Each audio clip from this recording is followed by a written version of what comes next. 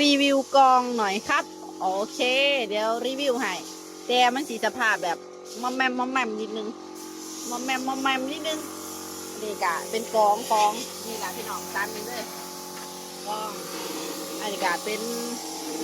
ใบพัดนี่เอาจากการเล็กมันจะสีนี้แบบนี้นะคะพี่น้องกองไม่ดีไปสภาพก็สีมอมแมมมาในจังนึงเพราะว่าไปปั้นหน้าต้มมาพี่น้องปั้นหน้าต้มมาข้างในก็จะมีกองอีกชั้นนึงนี่เป็นแบบนี้แต่ขัดบานหลากมันก็สีงามกว่านี้อยู่อันนี้ไม่ได้หลากข้างนอกก็สีมีกองแบบนี้ดูเพราะว่าหลากมันก็สีงามกว่านี้นะคะทุกคนแล้วมันก็สีเห็นตาเพิ่นซัดกว่านี้ อันนี้ไปอันนั้นเหตุงานตุ่มเพิ่นมาเมื่อวานนี่นั่นล่ะพี่น้องกะแบบนี้เลยคำว่าล่างมันก็สีงามกว่านี้แต่อันนี้ยังบ่มีเวลาล่างแน่เพิ่นกะสิต่อมากองใส่เปลี่ยนกองใหม่บ่ได้ใส่กองเดิมนะคะพี่น้องนี่กะสิประมาณนี้เปลี่ยนกอ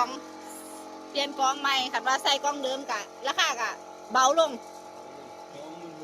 20,000 กว่าบาท20,000 กว่าอันนี้ก็คือ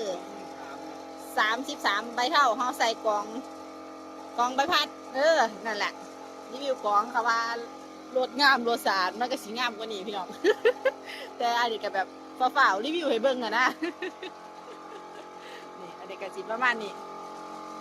แต่ก็ค่อยๆระวังอย่าไปตำงาใหม่ได้ละ